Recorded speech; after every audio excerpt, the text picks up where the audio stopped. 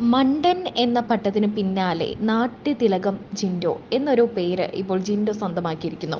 ഇന്നത്തെ എപ്പിസോഡ് കണ്ടാൽ കൈയടിക്കട എന്ന് ആരും പറഞ്ഞു പോകും ജിൻഡോയുടെ പെർഫോമൻസ് കണ്ട്. ആദ്യം തന്നെ ബിഗ് ബോസിലെത്തിയ സമയത്ത് ജിൻഡോയ്ക്കെതിരെ വലിയ രീതിയിൽ വിമർശനങ്ങൾ നടന്നിരുന്നു. പ്രേക്ഷകർ ഉൾപ്പെടെ വിചാരിച്ചു ഈ ജിമ്മന് ബുദ്ധിയില്ലല്ലോ എന്ന്. പക്ഷേ അങ്ങനെയല്ല എന്ന് ഇപ്പോൾ ജിൻഡോ തെളിയിച്ചിരിക്കുകയാണ്. ഇപ്പോഴല്ല, ഇതിനു മുന്നേ നടന്ന ക്യാപ്റ്റൻസി ടാസ്കിൽ പവർ റൂമിന്റെ ടാസ്ക് ഉണ്ടല്ലോ, അതിൽ പോലും ജാസ്മിൻ തങ്ങളുടെ ടീമിൽ നിന്ന് പോയി പവർ റൂമിലേക്ക് കയറിയ ശേഷം നടന്ന ഒരു പവർ റൂം ടാസ്കിൽ ജിൻഡോയും റസ്മിനും നിഷാനയും കൂടി ആ ടാസ്ക് വിജയിച്ചത് നമ്മളൊക്കെ കണ്ടതാണ്. പിന്നാലെ ജിൻഡോയുടെ ഒരു മാസ്മരിക പ്രകടനം തന്നെയായിരുന്നു ബിഗ് ബോസിൽ കണ്ടത്.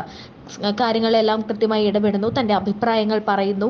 ഇപ്പോൾ സ്ക്രീനിൽ തിളങ്ങി നിൽക്കുന്നത് ജിൻഡോ തന്നെയാണ്. കാരണം കഴിഞ്ഞ പ്രാവശ്യം ജിൻഡോയ്ക്ക് ലാലേട്ടൻ ഒരു മത്സരത്തിനുള്ളൊരു സംഭവം കൊടുത്തിട്ടുണ്ടായിരുന്നു. മത്സരമല്ല, അപ്സരയുടെ കൂടെ ഒരു പെർഫോമൻസ്. അങ്ങനെ ആ പെർഫോമൻസ് ഇന്നത്തെ എപ്പിസോഡിൽ കാണിച്ചിരുന്നു.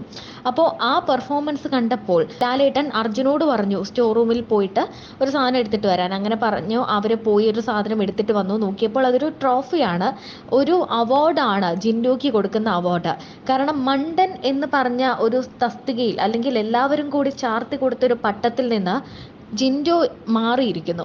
അതിന് ഏറ്റവും വലിയ സാക്ഷി എന്ന് പറയുന്നത് ലാലേട്ടൻ തന്നെയാണ്.